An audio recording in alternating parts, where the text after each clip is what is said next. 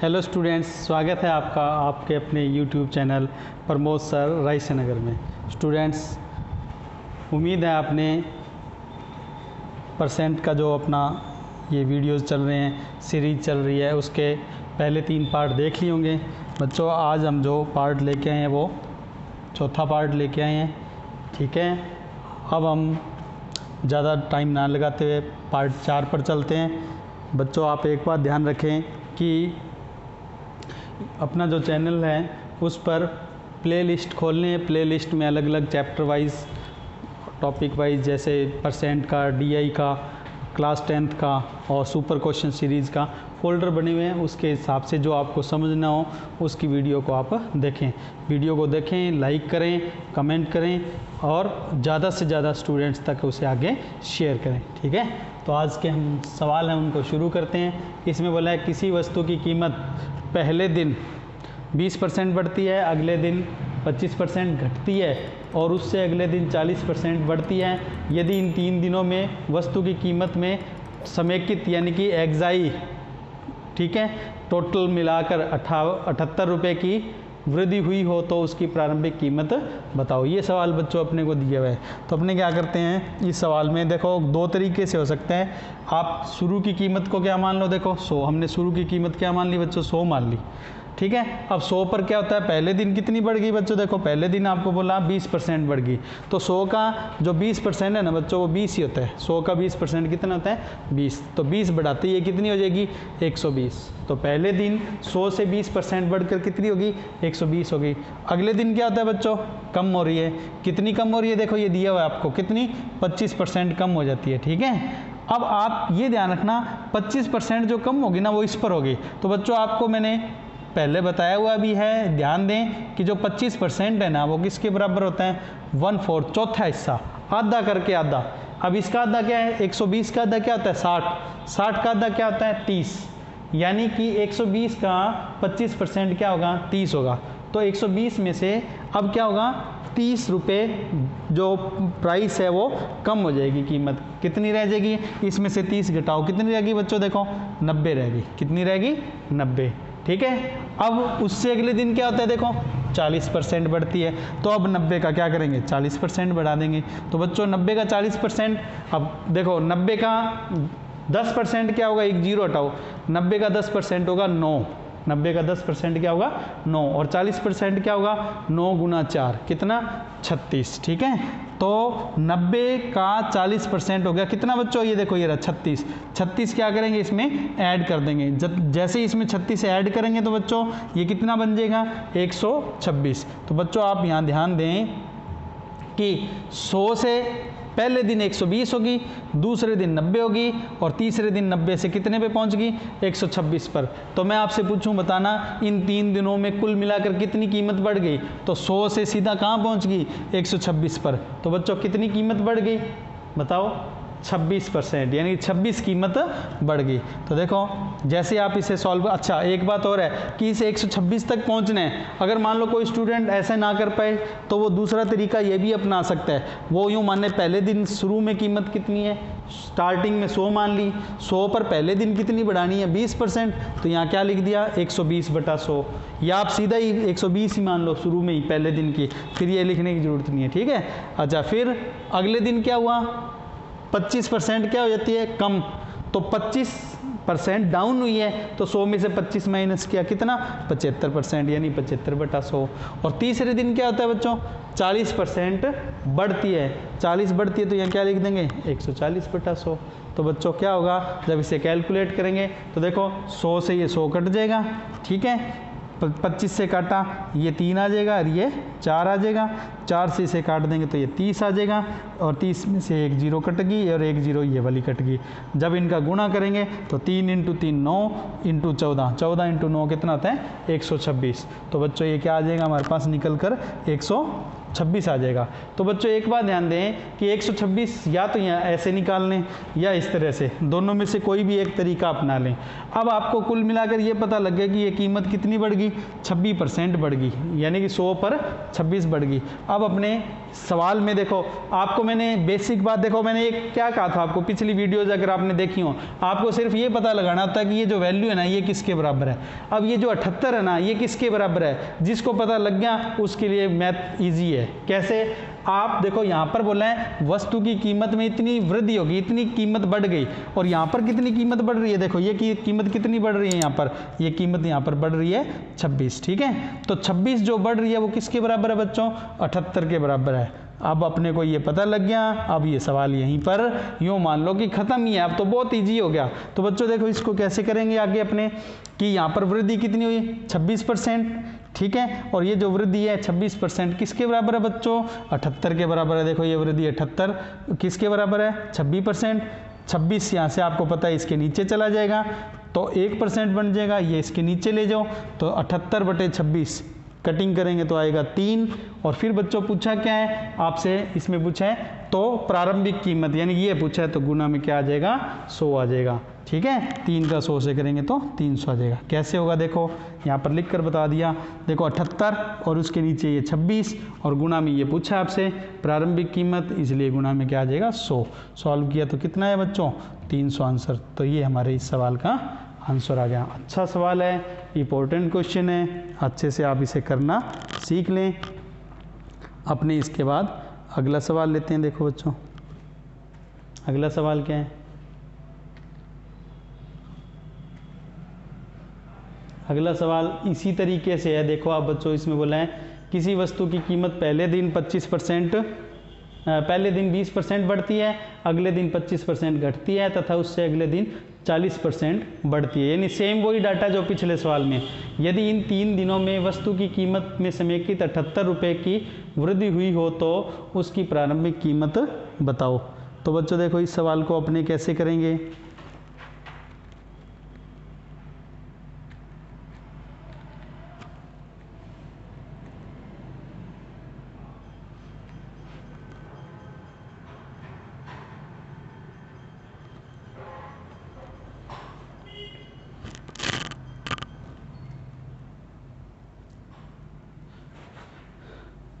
वो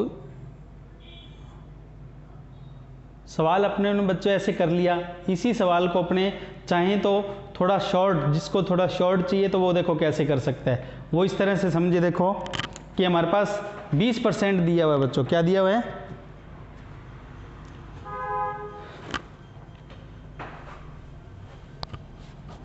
स्टूडेंट्स ये जो सवाल हमने किया, इसी सवाल को अगर आप चाहो तो इस एक अलग तरीके से भी कर सकते हो। वो क्या है, देखो आपको यहाँ पर कीमत में कितनी वृद्धि करने को कहा है, 20%। अब बच्चों देखो 20% का मतलब क्या होता है, 1/5 यानी 20/100। अगर मैं कहूँ आपको 20% का मतलब क्या है, तो आप क्या करोगे, 20% बराबर क्या लिखोगे, 20/100। 20/100 को जब सॉल्व करोगे आप तो ये कितना आ जाएगा, देखो ये कटिंग करेंगे तो 1/5। तो 20% का मतलब क्या होता है, 1/5 होता है बच्चों, ठीक है। अच्छा दूसरी बार क्या हो रहा है, अच्छा ये तो क्या हो रही है, इंक्रीज हो रही है, बढ़ रही है। अच्छा दूसरी बार दूसरे दिन क्या हो रहा है, दूसरे दिन आपको कीमत के बारे में क्या बोला बच्चों, दूसरे दिन बोला है कि कीमत में कमी होती है। कितनी कमी होती है, 25%। अब देखो बच्चों 25% कितना होता है, आपको सिखाया हुआ है 25% का मतलब होता है 1/4, यानी कि 4 पर 1 रुपये कीमत कम हो रही है। ये 1/5 था, इसका मतलब है 5 पर 1 रुपये कीमत बढ़ रही है, और यहाँ क्या है 4 पर 1 रुपये कीमत कम हो रही है। और तीसरी कंडीशन क्या है बच्चों, वो भी देख लो। तीसरी कंडीशन हमारे पास है बच्चों 40%। बच्चों 40% का मतलब क्या होता है, 40% का मतलब होता है 40/100। 40/100 को कटिंग करेंगे, 20 से काटेंगे तो ये आएगा 2/5। तो 40% हो गया 2/5। इसका मतलब क्या है, 5 पर 2 कीमत बढ़ रही है। किस पर, 5 पर कीमत 2 बढ़ रही है, ठीक है। अब अपने इस डाटा को यूज करते हुए भी आगे बढ़ सकते हैं। देखो कैसे, अब देखो मैं वो सारी बात बता रहा हूँ कैसे। अब देखो ये कितना है, 5 पर कितनी बढ़ गई, 5 पर कितनी बढ़ गई, 1। 1/5 का मतलब है 5 पर 1 कीमत बढ़ गई, तो इसका मतलब 5 पर 1 बढ़कर कितनी होगी, 6 होगी, तो इसे क्या लिख दिया, 6/5। ठीक है बच्चों। अब इसमें देखो 4 पर कितनी घट गई, 1 घट गई, तो 4 पर कितनी हो जाएगी, 1 घटा दो। 4 पर जैसे ही आप 1 घटाओगे तो 4 से कितनी रहेगी, 3, तो क्या लिख दिया, 3/4।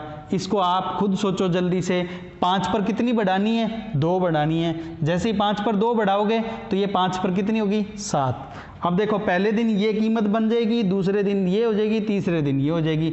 जैसे ही अपने इनका गुणा करेंगे तो देखो ये गुणा करने पर क्या निकल कर आता है बच्चों, देखो ये गुणा करने पर यहाँ निकल कर आ गया 63/50। जैसे हमने इसे सॉल्व किया ये 63/50 हो गया। अब इसका मतलब ये है कि कीमत 50 से कहाँ पहुँच गई, 63 पर पहुंच गई। यानी कीमत कितनी थी, 50 थी और कहाँ पहुंच गई, 63 पर।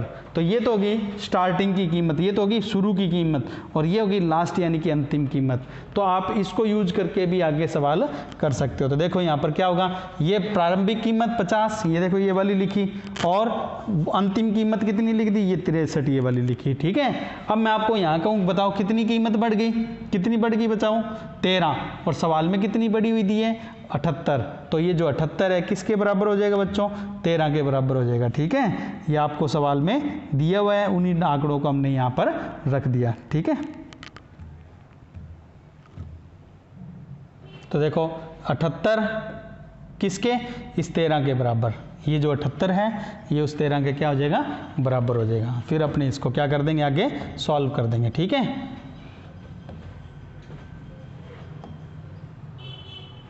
देखो इसे कैसे करना आगे,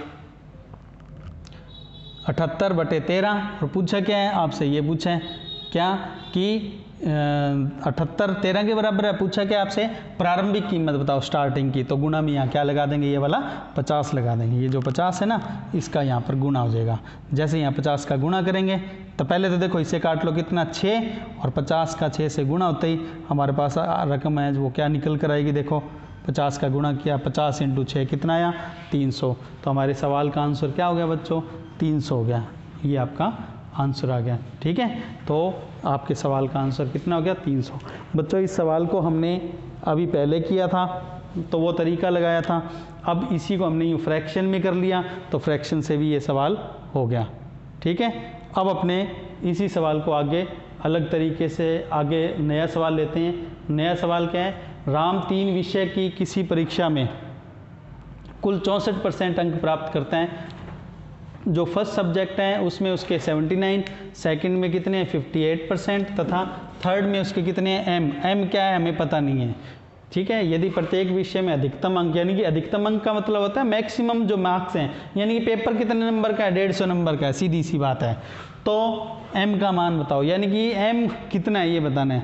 तो बच्चों आपको एक बात ये क्लियर होनी चाहिए, कितने सब्जेक्ट हैं, 3 सब्जेक्ट कितने कितने नंबर के हैं, 150 150 150 के, अलग अलग तीनों में परसेंट में।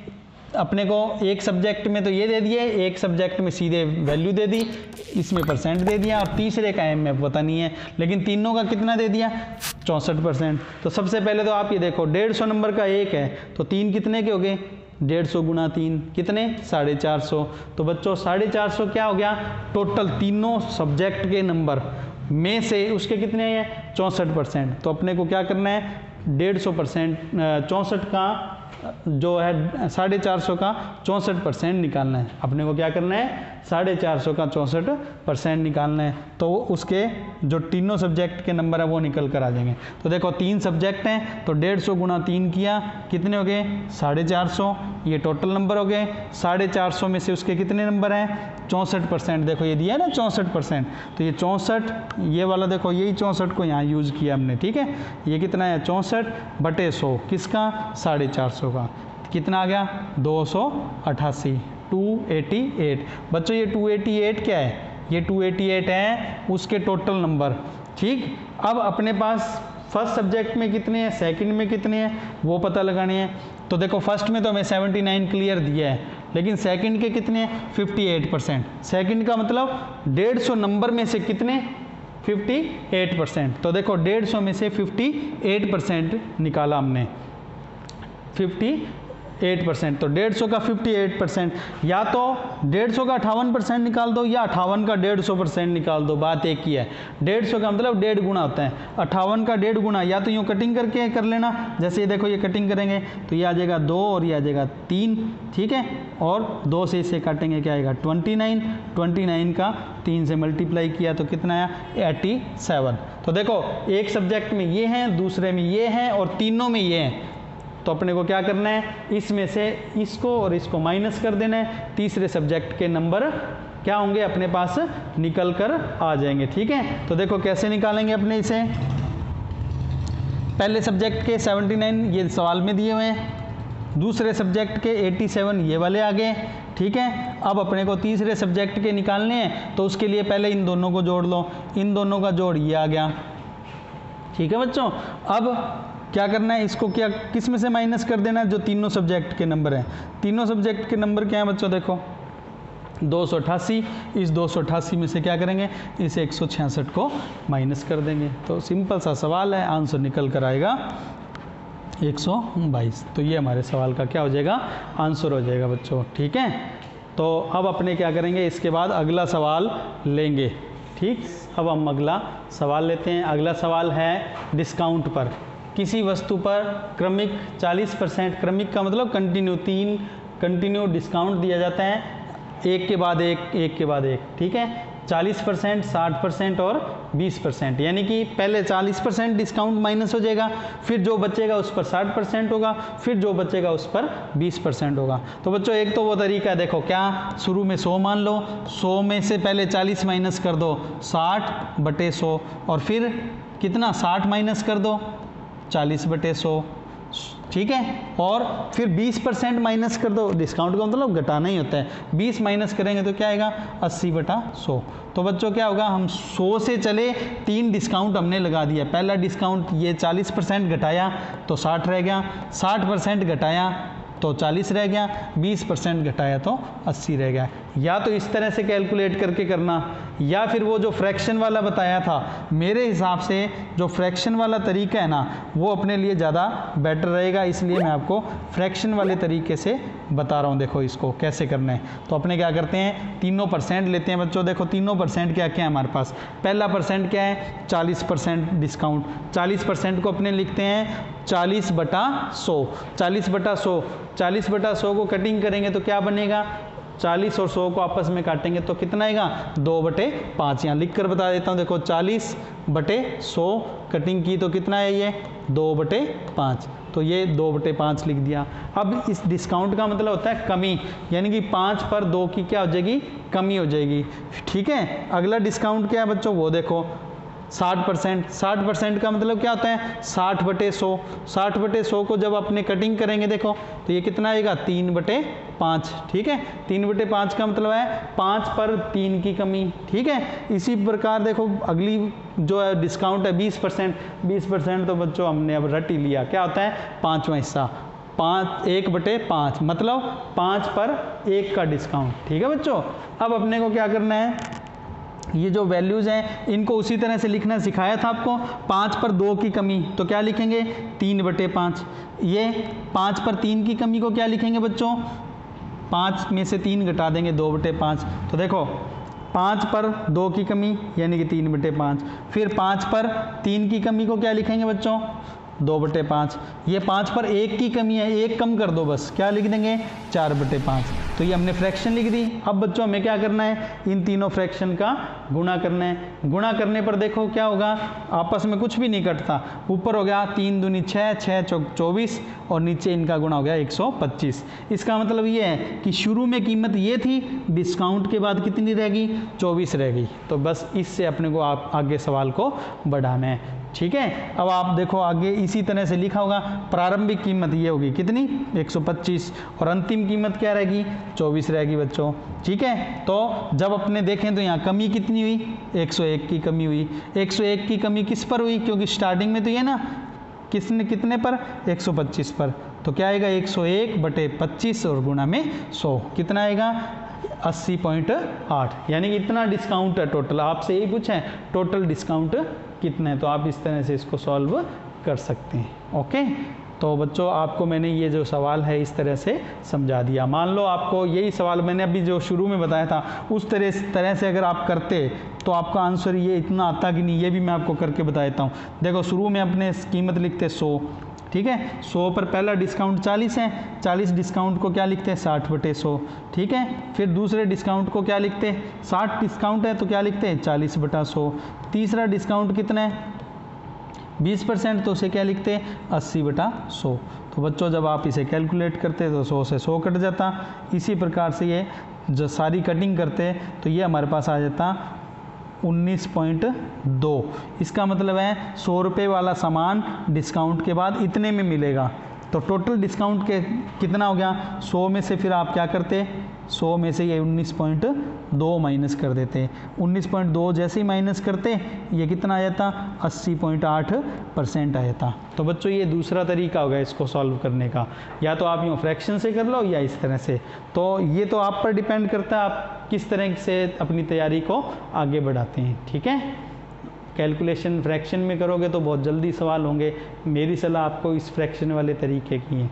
ओके, अब अपने अगला सवाल लेते हैं बच्चों। देखो अगला सवाल क्या है, 8000 रुपये वाली किसी वस्तु पर क्रमिक 40%, 60% व P% का डिस्काउंट देने से वह वस्तु 1440 रुपये में बिकती है। P की वैल्यू बताओ, P कितना है। तो बच्चों सीधा सा है, अपने क्या करते हैं 8000 लेके ही चल लेते हैं शुरू में। देखो 8000 जो है 8000 शुरू की कीमत है। अब उस पर पहला डिस्काउंट कितना है, देखो यहाँ पर ये रहा पहला डिस्काउंट हमारे पास कितना है 40% है। तो अपने क्या करते हैं 8000 का पहले 40% निकालते हैं। देखो 8000 में से एक जीरो हटा दो 800, 800 क्या होगा बच्चों इसका 10% होगा। तो 10% हो गया 800, 40% क्या होगा 4 गुना, 800 का 4 से गुणा किया कितना है 3200। ये 3200 इसमें से माइनस कर दो, कितना रह गया 4800। ये 4800 कितना है, क्या रह गया पहला डिस्काउंट घटाने के बाद रेट। अब दूसरा डिस्काउंट इस 4800 पर लगाना है, कितना लगाना है बच्चों 60%। तो इसका 60% निकाल के घटा दो, ठीक है, या इसका डायरेक्ट 40% निकाल दो तो भी आप सीधा कर सकते हो। इसका 40% क्योंकि 60% तो घटाना है तो सीधा 40% भी निकाल सकते हो। या इसका 60% कैसे निकालेंगे, पहले तो इसका 10% निकालो, कैसे निकलेगा एक जीरो काट दो, ये 10% हो गया 480। 480 का 60% चाहिए तो 6 से गुणा कर देंगे, 480 गुणा 6 गुणा किया तो कितना है ये 2880। 2880 इसमें से माइनस हो जाएगा तो बच्चों कितना आ जाएगा 1920। तो बच्चों ये हमारे पास क्या आ गया 1920 क्या आया बच्चों इस डिस्काउंट को घटाने के बाद रेट। अब अपने क्या करते हैं इसके बाद अगला डिस्काउंट हमें पता नहीं है बच्चों, इसमें बोले हैं कि अगला डिस्काउंट है P%, बस पता नहीं है P% कितना है, वो फाइंड आउट करना है, निकालना है। तो अपने एक काम करते हैं, यहाँ 1920 के बाद कितना रह गया रेट, यानी कि पहले डिस्काउंट के बाद ये रेट रह गया, दूसरे डिस्काउंट के बाद ये रह गया, तीसरे डिस्काउंट के बाद क्या होगा ये रेट रह जाएगा। तो कितना प्राइस कितना अपने को डिस्काउंट यहाँ देना पड़ा, देखो इन्हें माइनस कर लेंगे। जैसे आप इसे माइनस करेंगे बच्चों तो कितना आएगा, देखो ये घटाने पर डिस्काउंट आया 480। ये 480 आ रहा बच्चों, 480 किस पर है, ये 480 इस 1920 पर है। तो बस परसेंट ही तो बनाना है, 480 ऊपर 1920 नीचे और परसेंट बनाने के लिए गुना में 100, ठीक है। इसे आप कैलकुलेट करेंगे तो देखो क्या आएगा 480 नीचे 1920 और गुना में 100, कटिंग करेंगे तो ये 0 से 0 कट की, 48 से ये काटेंगे 4, 4 से इसे काटेंगे तो 25। तो आंसर क्या आएगा 25। तो जो P है ना P वो 25 है, P% बोल तो 25%, पर आपसे P बोला है इसलिए आंसर P जो है ना वो कितना होगा 25 होगा। P 25% नहीं कहेंगे 25 ही कहेंगे क्योंकि P के साथ यहाँ पर पहले से परसेंट लगा हुआ है। ओके स्टूडेंट्स, तो ये आपके सामने ये सवाल हो गया है, आप इसको अच्छे से फिर समझ लेना, कन्फ्यूज़न लगे तो पूछ लेना। आपसे P का मान पूछा था, ये हमने निकाल दिया, ठीक है स्टूडेंट्स। ये सवाल हमने सीधा कर लिया इस तरह से। एक और तरीके से करना चाहते हो करते, प्रारंभिक कीमत कितनी हमें 8000 दी है, पहला डिस्काउंट कितना है देखो 40%, 40 डिस्काउंट को क्या लिखना है यहाँ 60/100, 40 डिस्काउंट कम कर दिया 100 में से, ठीक है। दूसरा डिस्काउंट कितना है 60%, तो 60 माइनस करके लिख दो 40/100, 100 में से 40 घटाया 40/100। तीसरा डिस्काउंट वहाँ P% है, हमें पता नहीं कितना है, एक बार यहाँ पर कुछ भी लिख दो आप, चाहे क्वेश्चन मार्क लगा दो और बटे में 100 बराबर जो लास्ट प्राइस है, अंतिम जो कीमत है वो क्या निकल कर आ गई 1440, वो बराबर रख दिया। अब क्या होगा बच्चों, ये वैल्यू निकालनी है, इसको इधर ले जाओ, बाकी सभी को, जैसे इस बाकी सभी को इधर ले गए तो ये वैल्यू यानी कि ये डिस्काउंट कितना है, ये नहीं, ये डिस्काउंट नहीं है, 100 में से माइनस करने के बाद जो रकम है वो है ये, 100 में से डिस्काउंट माइनस करने के बाद की रकम, ठीक है। तो 1440, ये 8000 नीचे, 60 और 40 नीचे, ये 3 बार जो 100 है ये ऊपर। तो बच्चों जैसे आप इसे कैलकुलेट करेंगे तो ये आएगा 75। कैसे, देखो ये 3 जीरो काट देते हैं, ये 1 जीरो इससे कट गई और ये 1 जीरो कट गई और ये काटा इसे 10 से, ये या सीधा ही क्या करते हैं अपने इसको कटिंग कर लेते हैं हम, ये जीरो तो हम काट ही दी हमने, ठीक है, और 6 से इसको सीधा काट लेते हैं, ये कितना आएगा 240, ठीक है। और कहाँ क्या रह गया, ये 8 रह गया, 8 का यहाँ कटिंग करेंगे तो ये कितना आ गया 30 आ गया, ठीक है। और 4 से अभी और कटिंग करनी है, 4 से 2 से काटा 2, ये आ गया 5 और ये 5 से कटिंग की 15, बाकी सब कट चुका है, 15 और 5 का गुना हुआ 75, तो वो 75 आ गया बच्चों, ठीक है। अब अपने को ये ध्यान रखना है कि 75 यहाँ जो वैल्यू आएगी वो आएगी, और आपको पता है यहाँ क्या करते हैं हम, माइनस करने के बाद लिखते हैं, यानी कि ये 75 माइनस करने के बाद की रकम है। इसका मतलब बाकी कितना जो यहाँ पर डिस्काउंट है वो कितना है, 100 में से 75 माइनस कर दो, बाकी डिस्काउंट है कितना है बच्चों 25%। तो देखो ये हमारा आंसर यहाँ भी 25 था और ये भी हमारा 25 है। तो आप ये तरीका लगाते तो भी आपका आंसर आ जाता बच्चों, ठीक है। अब आप अगला क्वेश्चन देखो, अगला क्वेश्चन इसी से मिलता जुलता है। किसी वस्तु का रेट कितना है 600, उस पर राम कहता है जी मैं 45% डिस्काउंट दे दूंगा, यानी कि ऑफर दे रहा है सीधा ही कि 600 का माल है 45% छोड़ दूंगा। और सीता है वो कहती है मैं डिस्काउंट एक नहीं, मैं तो 2 डिस्काउंट दूंगी। राम तो एक ही डिस्काउंट दे रहा है, कितने परसेंट 45%, और सीता कितना डिस्काउंट दे रही है 2, एक तो 20%, वो घटाने के बाद फिर 25%। देखने में तो यूँ लगता है कि 20 और 25 45 हो गया, और वो भी 45 है तो दोनों सेम ही होंगे, पर ऐसा नहीं है स्टूडेंट्स, ध्यान दें। जब हम इसे सॉल्व करेंगे तो इनमें डिफरेंस आएगा, और वो डिफरेंस ही आपसे पूछा है, यानी अंतर का मतलब डिफरेंस। तो बच्चों कैसे करेंगे, शुरुआत से ही हम चलते हैं। देखो सबसे पहले तो राम क्या कर रहे हैं, 100 का माल है उस पर 45 डिस्काउंट दे रहे हैं, ठीक है, तो इसलिए उसका डिस्काउंट तो सीधा ही काउंट हो जाएगा, कितना 100 पर 45%, बस सीधा ही 100 एक ही डिस्काउंट है ना तो 45% हो गया।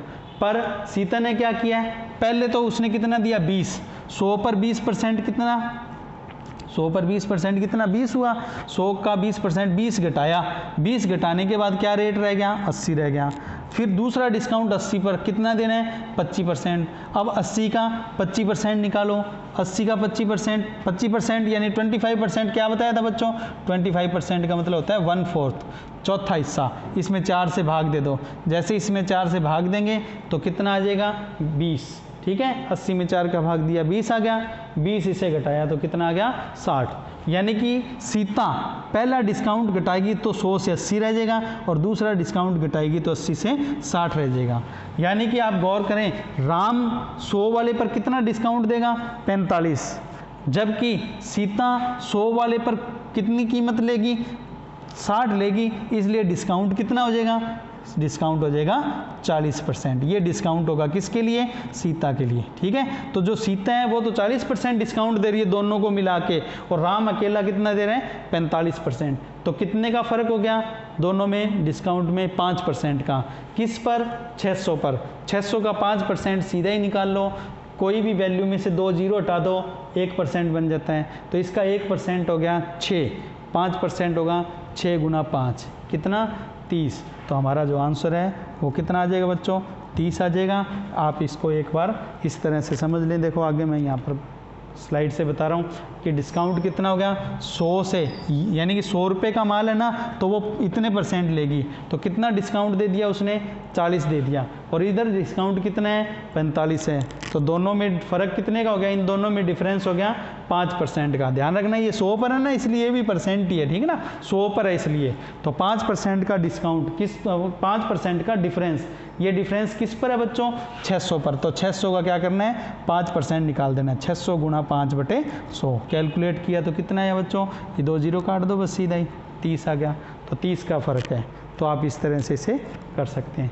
अगर कोई स्टूडेंट इसी सवाल को अगर करना चाहे तो देखो इस तरह से भी हो सकता है ये सवाल। राम है 600 पर कितना डिस्काउंट दे रहा है, 45। 45 डिस्काउंट का मतलब क्या होगा, 100 में से 45 छोड़ देगा।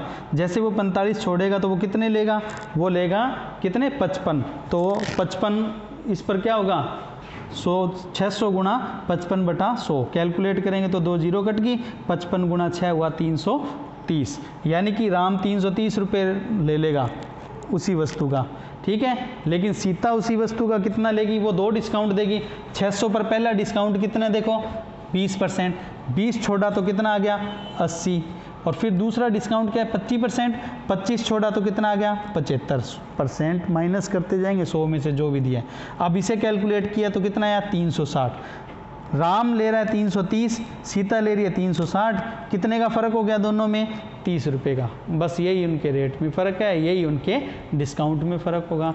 तो आप चाहो तो बच्चों इसको इस तरह से भी कर सकते हो। तो स्टूडेंट्स ये सवाल आपके सामने हैं, दोनों तरीक़ों से बता दिया मैंने, जो आपको अच्छा लगे उससे करें। तो डिस्काउंट में डिफरेंस 360 में से 330 घटाया कितना आ जाएगा, 30 रुपये, ठीक।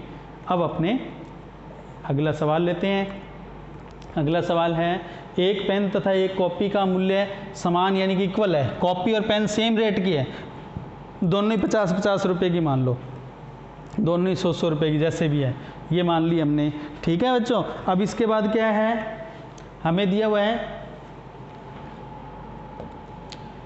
यदि पेन की कीमत में 3% की वृद्धि हो जाए और कॉपी की कीमत में 5% की वृद्धि हो जाए तो 6 पेन और 4 कॉपी, पेन कितने लेनी है, 6, और कॉपी कितनी लेनी है, 4 की कीमत में कितने % वृद्धि हो जाएगी।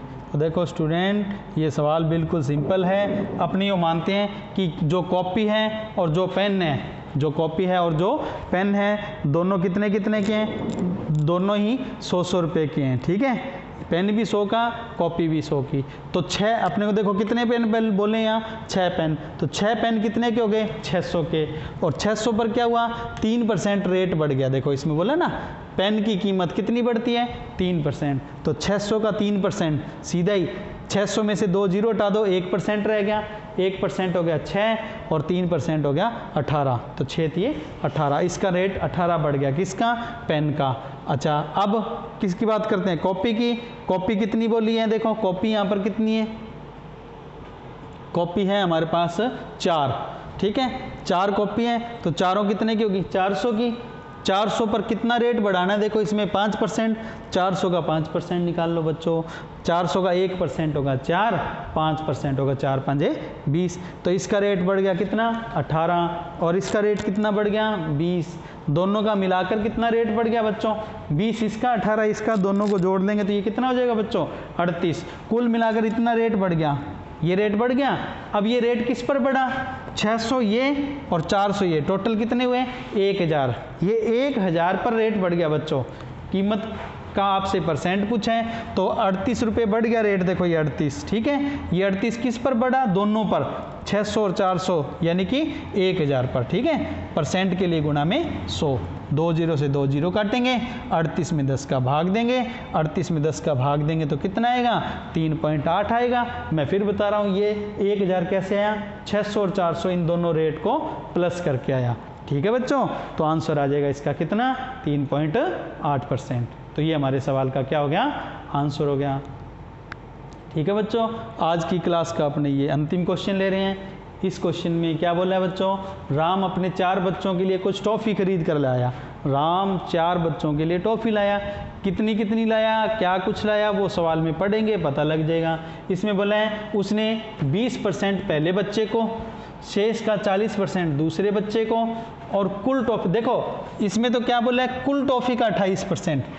और इसमें क्या बोला है, शेष का 40%। ये दोनों में फ़र्क ध्यान रखना है, यहाँ शेष का निकालना है और यहाँ कुल का मतलब जो हम शुरू में मानेंगे, हम शुरू में 100 मान लेंगे, उसके हिसाब से ही कर देंगे। आगे चलो अपने यूँ करते हैं, शुरुआत करते हैं सवाल की, फिर साथ साथ पढ़ते हुए चलेंगे। सबसे पहले तो हम यूँ मान लेते हैं कि उसके पास कितनी ट्रॉफी है, वो कितनी लेके आया, 100 ले आया। ठीक है बच्चों, 100 ले आया। अब उसने क्या किया, पहले किसको दी, बड़े बच्चे को। देखो बड़े को कितनी दी उसमें, सब यानी कि पहले को, बड़े का मतलब पहले को, पहले बच्चे को, फर्स्ट को कितनी दे दी उसने, 20 दे दी। अब उसके पास कितनी बच गई, 20 देने के बाद उसके पास बच गई 80, तो शेष कितनी बच गई, 80 बच गई। अब शेष का कितना परसेंट, 40% दूसरे को दी, तो सेकंड को क्या करेगा वो, इसका 40%। अब 80 का 40% कैसे निकालें, इसका एक जीरो हटा दो तो 10%, 80 का 10% कितना हुआ बच्चों, 8 हो गया। और 8 का 4 से गुणा, यानी 10% का 4 से गुणा होगा तो 40% आ जाएगा, यानी कि 8 का 4 से गुणा किया 32। ये 32 किसको दे दी, सेकंड वाले को दे दी बच्चों। अब तीसरे को, थर्ड को कितनी दी है, कुल टॉफ़ी का 28%। कुल कितनी है, देखो ये कुल ये है बच्चों, इसका 28%, 100 का 28% बच्चों 28 ही होता है। इसका मतलब थर्ड को वो कितनी दे देगा, 28%, तीसरे बच्चे को 28% ही दे देगा, तो सीधा 28 लिखेंगे। ठीक है ना, इसका 28 नहीं निकालना, इस टोटल का निकालना है, तो इसका 28% यहाँ निकाल के सीधा ही 28 लिखें। देखो पहले को कितनी दी, 20 सी दी, बच गई कितनी, 80। दूसरे को कितनी दी, 80 का 40% यानी कि 32। और तीसरे को कितनी दी है, इस टोटल का देखो, इसका 28%, तो सीधा ये अपनों ने क्या लिख दिया, 28 लिख दिया बच्चों। ठीक है, अब आप एक बात बताओ, अब कितनी बच गई उसके पास। अब उसके पास देखो 80 में से 32 ये, 28 ये बांट दी उसने, तो 80 में से 32 और 28 माइनस कर दो। अब उसके पास कितनी बच रही है बच्चों, देखो उसके पास बच गई 20। अब उसके पास कितनी बच गई, 20। अब जो 20 बची हुई है उसके बारे में क्या बोला है, देखो अंत में शेष बची टॉफी का 3/4, 3/4 का मतलब क्या होता है, 3/4, 3/4, इसका मतलब क्या होता है, 3/4। तो उसने 3/4 किसको दे दी, चौथे को, चौथे बच्चे को इसका 3/4। तो देखो 3/4 कितना, कैसे निकालेंगे, 20, ये देखो ये वाली 20, ठीक है, का 3/4, तो सॉल्व किया तो कितना आया, 15। यानी कि चौथे बच्चे को वो कितनी दे देते हैं, जो 20 बच गई थी उसमें से 15 और दे देते हैं। ठीक है, अब बताओ उसके पास कितनी बच गई। अब देखो, अब उसके पास 20 में से 15 गई, बाकी बच गई, कितनी बच गई, देखो बाकी उसके पास बच गई कितनी, 5। शेष बची उसके पास 20 में से 15 गया 5। ओके, तो ये सारा हमने लिया, पहले को, दूसरे को, तीसरे को और चौथे को, और ये बच गई। ओके, अब याद करो मैंने आपको यही बताया हुआ है कि आपको तो बस ये पता लगाना है कि ये जो वैल्यू दी है ना 15 टॉफ़ी, ये किसके बराबर है, बस ये सीख गए तो सवाल हो जाएगा। क्या दिया देखो, अब उसके पास कितनी टॉफ़ी बचती है, 15 टॉफ़ी शेष बचती है। तो बच्चों यहाँ पर गौर करें, यहाँ कितनी बची, 5, यानी कि ये जो 15 है किसके बराबर है बच्चों, 5 के बराबर है। आंसर आ जाएगा इससे, कैसे, 15/5 और गुना में जो पूछा है, क्या पूछा है, कुल टॉफ़ी, और कुल टॉफ़ी कितनी है बच्चों, 100, तो 100 का क्या हो जाएगा, गुना हो जाएगा, और इससे हमारे सवाल का आंसर आ जाएगा। कैसे आएगा, दोबारा देख लो यहाँ पर स्क्रीन पर, देखो ये जो 15 है, 15 किसके बराबर है, ये वाला जो 15 है किसके, 5 के बराबर है, इसलिए 5 नीचे, और इनटू में क्या लगाएंगे, टोटल पूछा है तो इस 100 का गुना हो जाएगा। ठीक है, तो यहाँ पर कुल टॉफ़ी पूछी है, देखो कुल पूछी है तो कुल टॉफ़ी के लिए किसका गुना हो जाएगा, इस 100 का गुना हो जाएगा। जैसे आप 100 का गुना करेंगे बच्चों, तो ये हमारे पास जो आंसर है वो निकल कर आ जाएगा कितना, 300। कैसे, ये 5 से काटेंगे 3, 15 को काट दिया तो 3 गुना 100 कितना आ गया, 300 आ गया बच्चों। ये हमारे सवाल का क्या हो गया, आंसर हो गया। तो ये जो सवाल है देखो इम्पोर्टेंट क्वेश्चन है, इजी से मेथड से हमने कर लिया, प्रैक्टिस करना आप इसकी, अच्छे से आप इसे सीख पाएंगे बच्चों। तो आज का सेशन है बच्चों वो इतना ही था। सेशन समाप्त करने से पहले बताना चाहूँगा कि आप इस टेलीग्राम चैनल को ज़रूर ज्वाइन करें, ताकि आपको PDF जो नोट्स हैं आज की वीडियोज़ के वो इसमें मिल सकें। ओके स्टूडेंट्स, आपको वीडियो पसंद आई हो तो उसे लाइक करें, कमेंट करें अच्छे, और ज़्यादा से ज़्यादा स्टूडेंट्स तक इसे शेयर करें, और ताकि अपना जो YouTube की अपनी फैमिली है ये ज़्यादा से ज़्यादा बढ़े, ज़्यादा से ज़्यादा स्टूडेंट्स तक इसे भेजें, उनको सब्सक्राइब करवाएं। आज के सेशन को यहीं समाप्त करते हुए जय हिंद, जय भारत, थैंक यू बच्चों, मिलते हैं अगली वीडियो में।